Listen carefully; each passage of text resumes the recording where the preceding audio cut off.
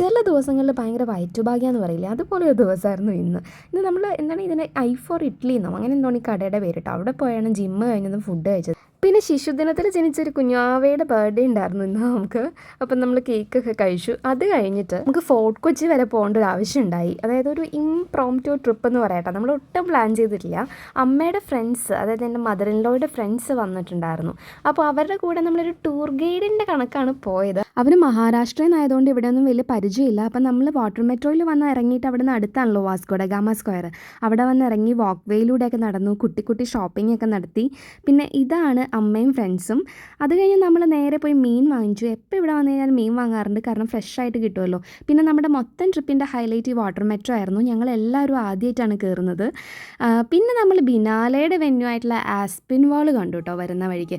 കാർത്യായനിയിൽ ആണ് ഫുഡ് കഴിക്കാൻ വേണ്ടി കയറിയത്. കാളാഞ്ചി ഫ്രൈ, ടൈഗർ പ്രോൺസ് ഒക്കെ ആയിട്ട് അടിപൊളി ഊണായിരുന്നു.